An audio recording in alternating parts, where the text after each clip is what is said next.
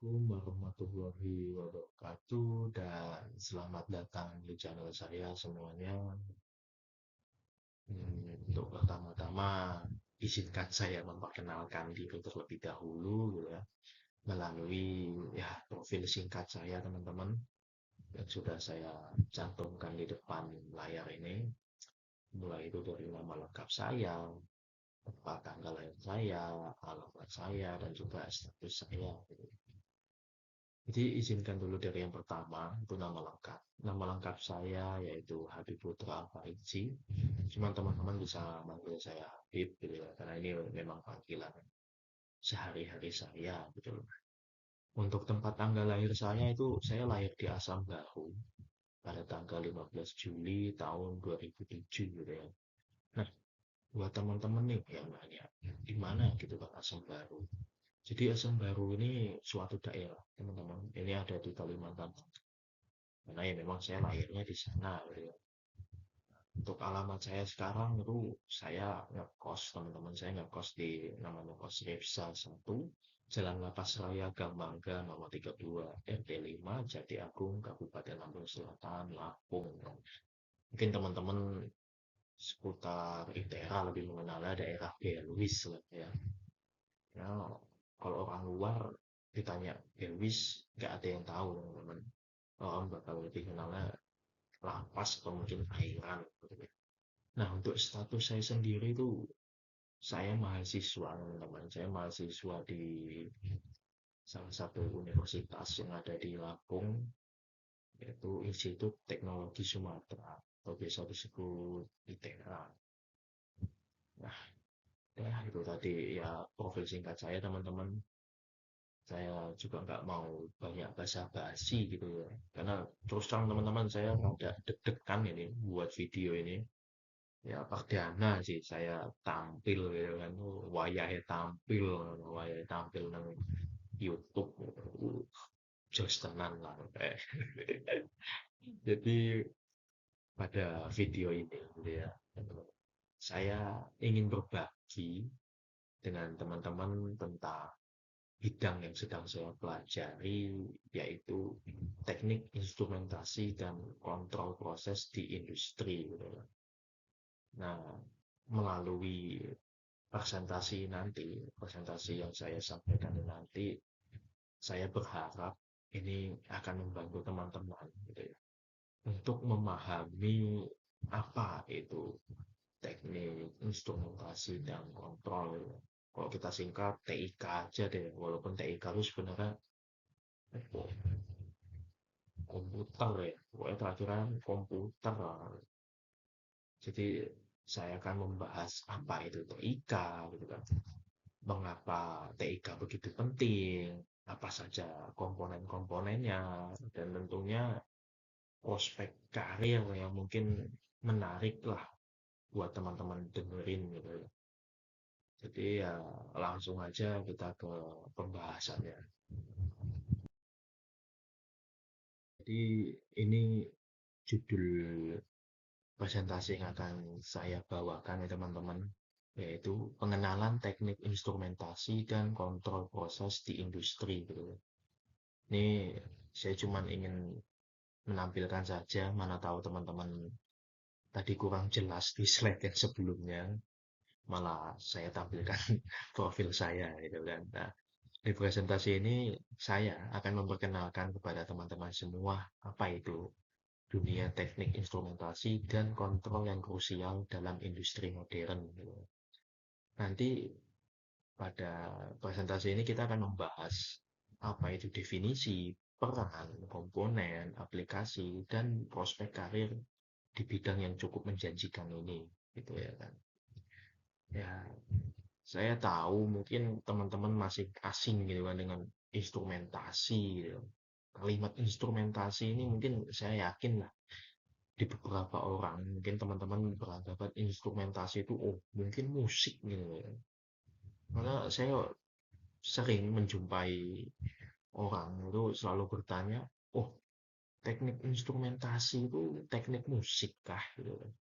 Padahal sebenarnya tidak ya teman-teman. Nah, instrumentasi dan musik itu suatu hal yang cukup jauh berbeda. Makanya saya akan membahas itu di presentasi ini, ya, teman-teman. Baik, kita lanjut ke slide selanjutnya. Slide selanjutnya ini kita langsung saja ya teman-teman. Apa itu teknik instrumentasi dan kontrol gitu ya. Nah, teknik instrumentasi dan kontrol sendiri itu adalah bidang keilmuan yang mempelajari sistem pengukuran, pengendalian, dan otomasi dalam berbagai proses industri dan teknologi gitu ya. Jadi pada bidang ini itu menggabungkan prinsip-prinsip dari teknik elektro, mekanik, dan komputer untuk merancang sistem yang dapat memantau dan mengatur operasi peralatan secara otomatis dan presisi gitu ya. Nah, ini kita punya 3 poin, teman-teman, 3 poin utama. Yang pertama pengukuran presisi, kedua pengendalian otomatis, dan yang ketiga itu tujuan utama. Oh ya, ini mohon maaf ya teman-teman, videonya saya matikan. Takutnya nanti mengganggu teman-teman yang ingin membaca gitu kan. Nanti yang mau ditengok apa, malah yang kelihatan apa gitu kan. Nah, yang pertama itu ada pengukuran presisi. Jadi pengukuran presisi itu bagaimana kita mengukur variabel kunci seperti suhu, tekanan, aliran, dan level dengan akurasi yang tinggi gitu ya teman-teman. Nah, yang kedua, pengendalian otomatis. Pengendalian otomatis itu artinya bagaimana kita mengembangkan sistem untuk secara otomatis mempertahankan variabel pada set point yang kita inginkan gitu ya teman-teman. Dan yang terakhir itu tujuan utama. Jadi tujuan utama dari instrumentasi dan kontrol itu ya pasti meningkatkan efisiensi operasional, menjamin keamanan, dan menjaga kualitas produk, teman-teman.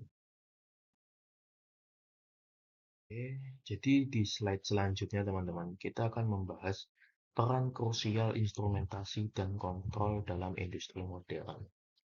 Seperti yang sudah tertulis, ya, teknik instrumentasi dan kontrol ini, atau kita singkat TIK saja ya, teman-teman. Itu merupakan fondasi utama bagi operasional industri modern dengan tujuan untuk menjamin kelancaran dan keamanan proses produksi. Nah, di sini teman-teman ini sudah ada tiga apa ya? Tiga peran lah ya kan, tiga peran penting dari instrumentasi dan kontrol dalam industri modern. Nah, yang pertama itu menjamin stabilitas proses. Jadi menjamin stabilitas proses itu artinya memastikan operasional produksi itu dapat berjalan dengan stabil, efisien, dan optimal untuk mengurangi kebutuhan interferensi manual yang berkelanjutan. Nah, bayangin teman-teman, kalau setiap proses di pabrik itu harus diawasi dan diatur oleh manusia, ya pastinya bakal ada kesalahan dan ketidak konsistenan ya kan. Nah, di poin kedua itu kita punya meningkatkan keselamatan operasional.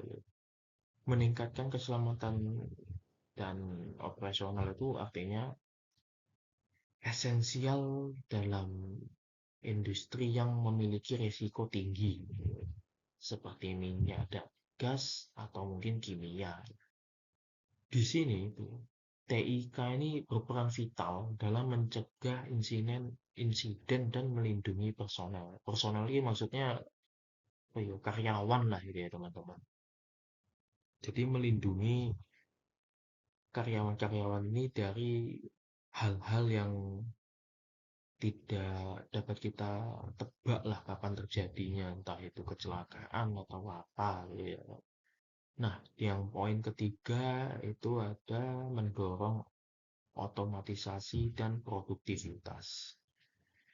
Jadi sistem ini itu mengurangi potensi kesalahan manusia, mempercepat siklus produksi, dan secara signifikan itu meningkatkan kapasitas output serta kualitas produk gitu ya.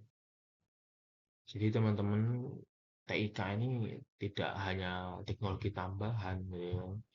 Jadi udah bagaikan tulang punggungnya industri modern gitu. Ya, kita lanjut. Selanjutnya itu kita akan membahas apa saja komponen utama dalam sistem instrumentasi dan kontrol. Ya.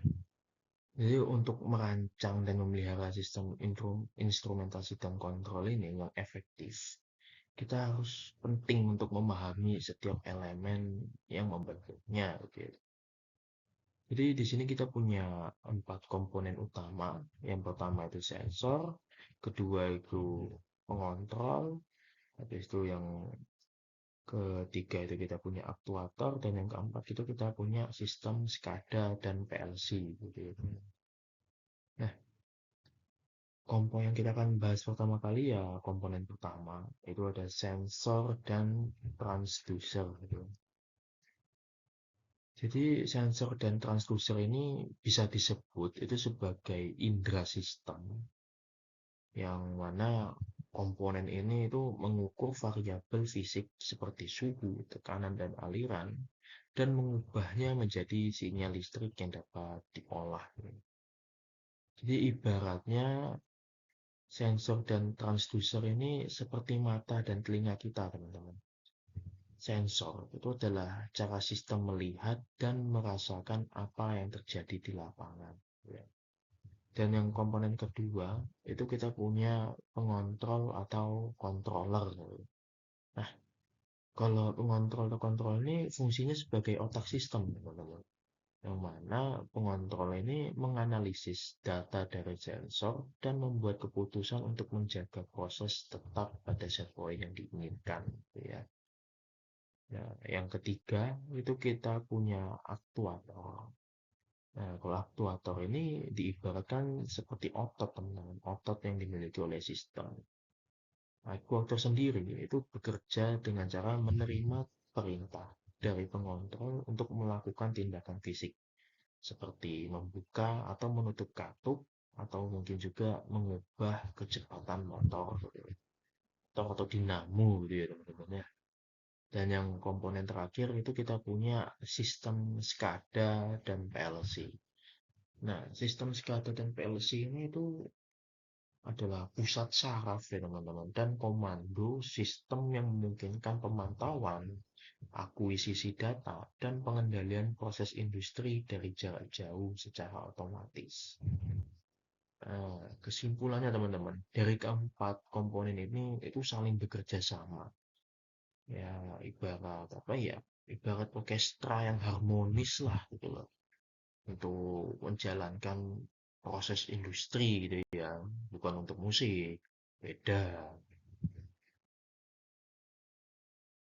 Ini tuh contoh alat instrumentasi ya teman-teman, yang sering digunakan ya di TIK tentunya, teknik instrumentasi dan kontrol gitu. Jadi berbagai alat yang diciptakan spesifik ini itu dirancang untuk mengukur variabel proses yang berbeda dengan akurasi yang tinggi. Nah, ini kita punya 4 alat ya teman-teman. Nah, kita mulai dulu yang dari yang paling kiri nih. Ini pasti kalau anak-anak motor ini nengoknya kayak apa ya? Kayak speedo ya, speedometer. Cuman ini bukan speedo teman-teman.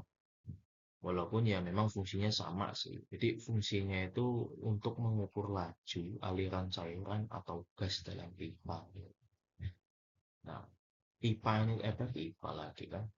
Alat ini tuh sangat penting teman-teman untuk memastikan material yang tepat itu dapat mengalir dengan kecepatan yang sesuai. Ya namanya cairan dan gas itu kan ya dua hal yang sudah berbeda teman-teman. Nggak mungkin kecepatan alirnya itu bakalan sama gitu ya kan.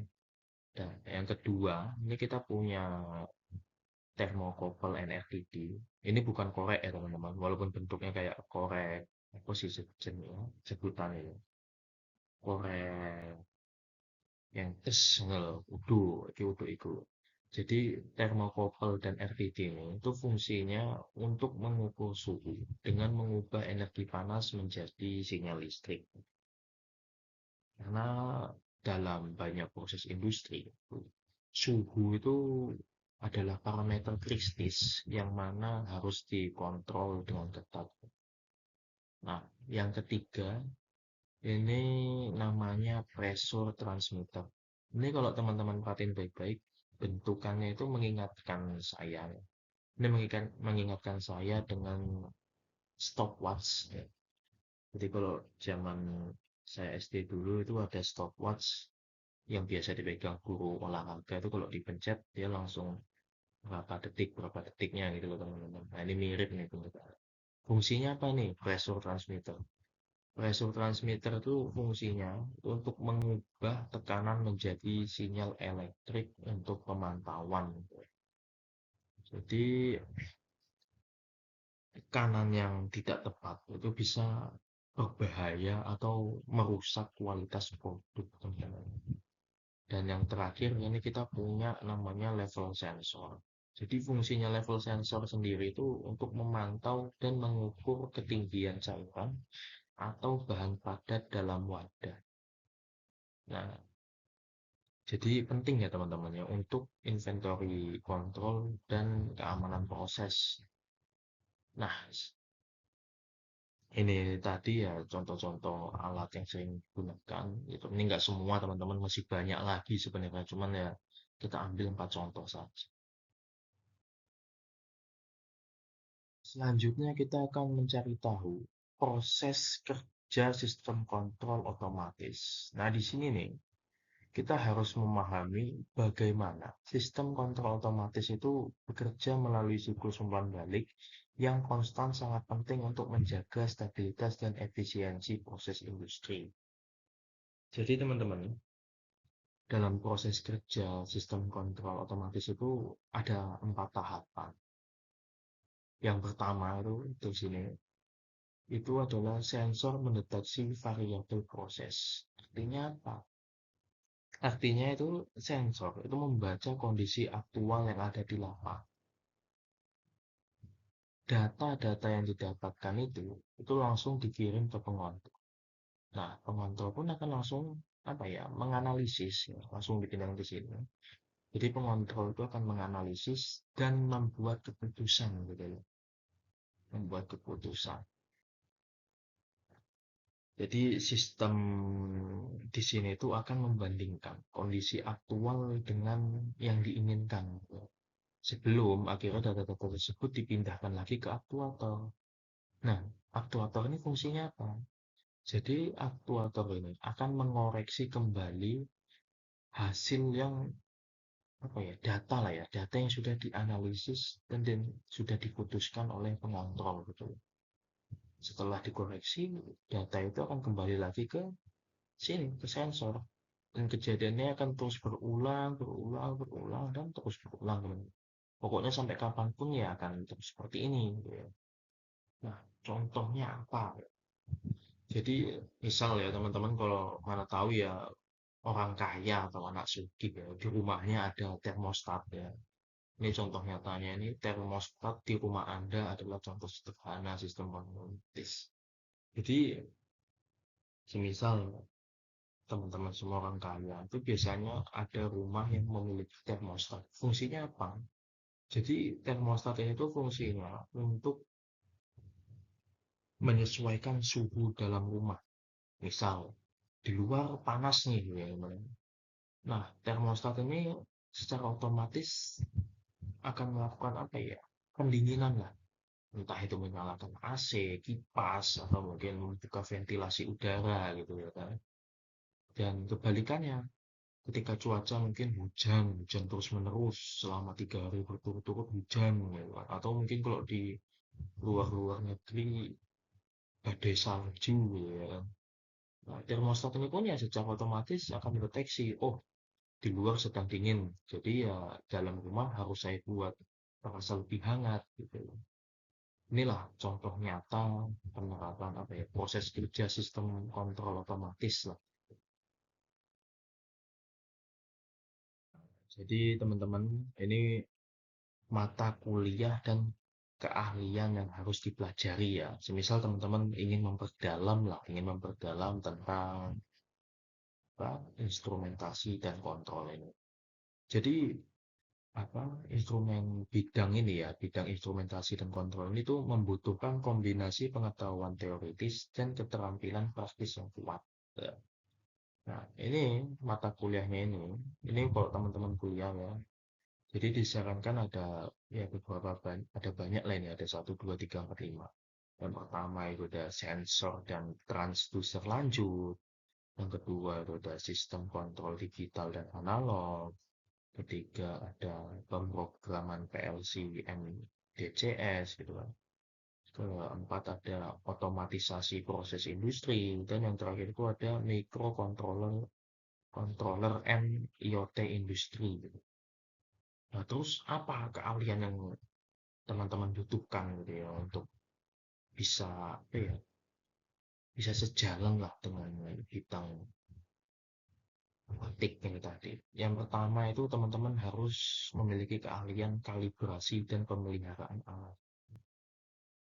Supaya ya teman-teman nggak kaget gitu kan, harus mengkalibrasi, harus memelihara alat-alat modern gitu kan. Yang kedua ada pemrograman logika kontrol. Ketiga ada desain sistem kontrol. Keempat pemantauan dan analisis SCADA. Dan yang terakhir itu ada troubleshooting sistem otomatisasi. Ini kalau teman-teman ingin memperdalam saja ya teman-teman. Tapi kalau cuma ingin sekedar tahu ya masalah sih, cukup dibaca-baca saja. Nah, ini nih yang biasanya teman-teman selalu tanyakan, gimana ya, gimana peluang karir di bidang instrumentasi dan kontrol. Sebenarnya ada banyak teman-teman, ada banyak. Cuman ya banyak orang-orang dari kita itu masih belum tahu. Jadi kita akan mengambil empat posisi karir utama lah yang biasanya dibutuhkan gitu ya dalam bidang instrumentasi dan kontrol. Nah, jadi lulusan TIK ini itu memiliki prospek karir yang luas di berbagai sektor industri dengan permintaan yang terus meningkat. Ya mengingat, ya teman-teman, kita kan sudah mulai memasuki industri 4.0 gini kan.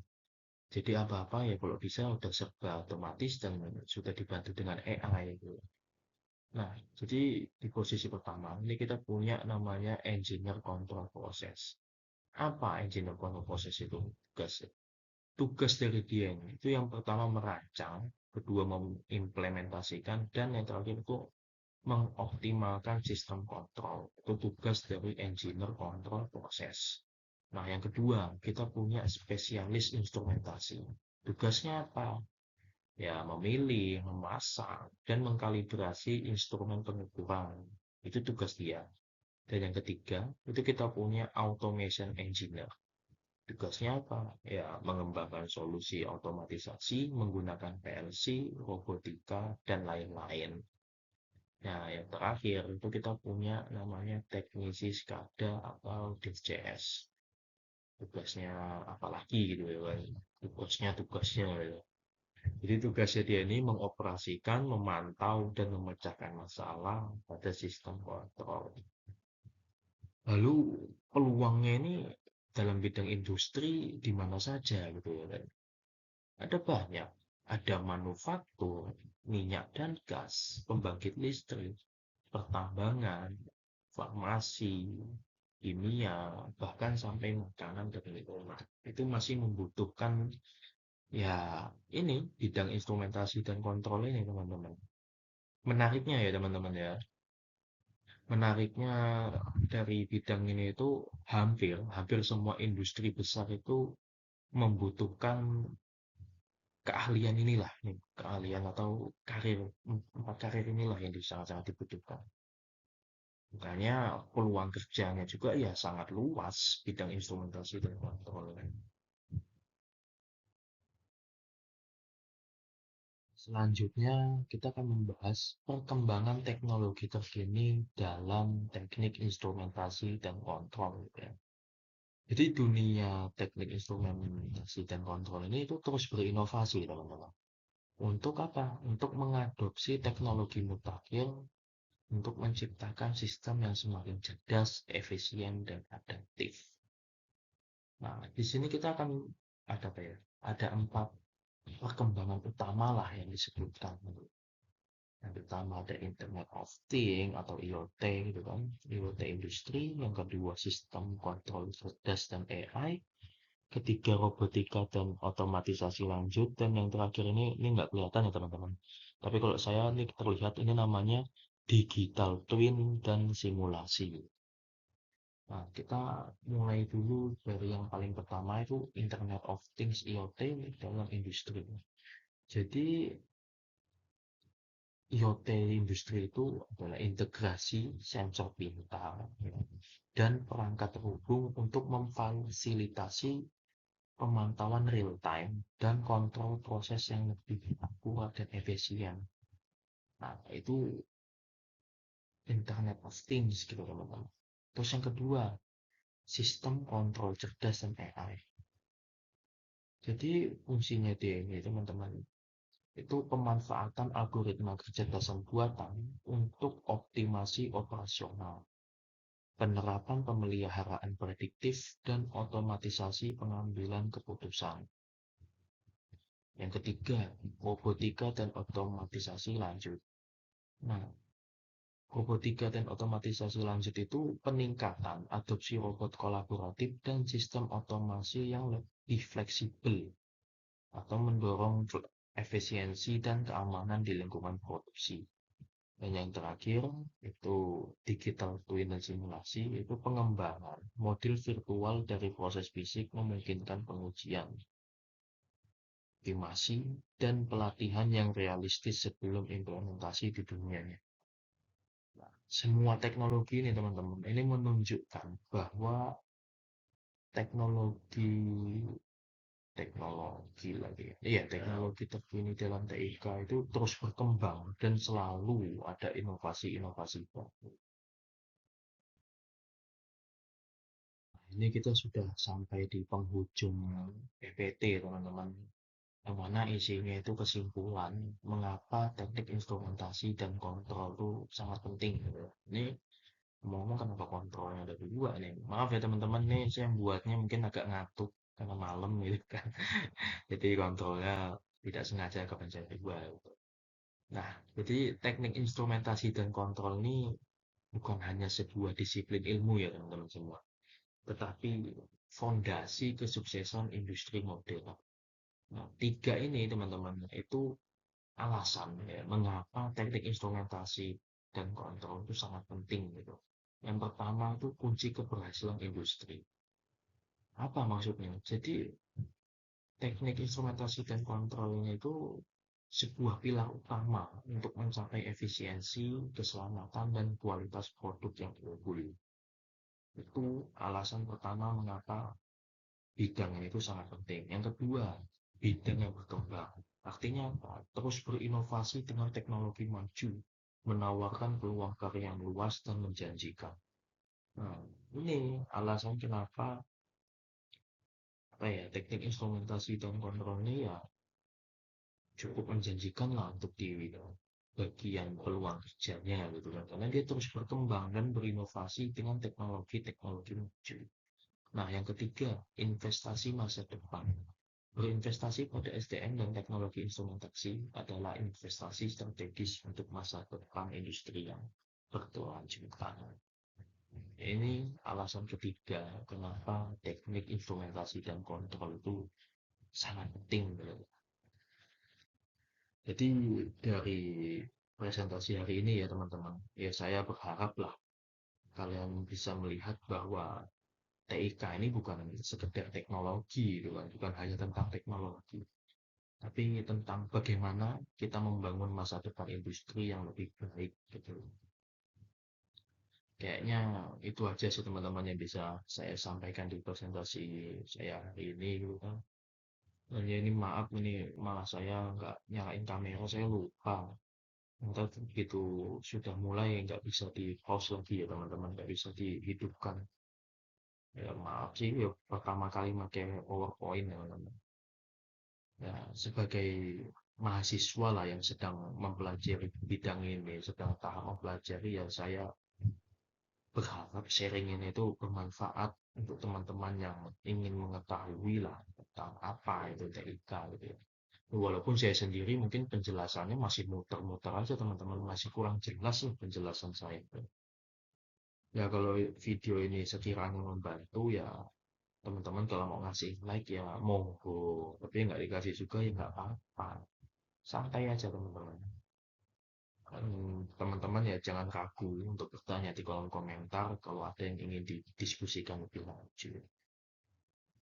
Dan juga sebagai penutup, saya ingin mengucapkan maaf tuh teman-teman apabila mungkin apa yang saya sampaikan itu kurang jelas atau mungkin terdengar sangat baku lah kan.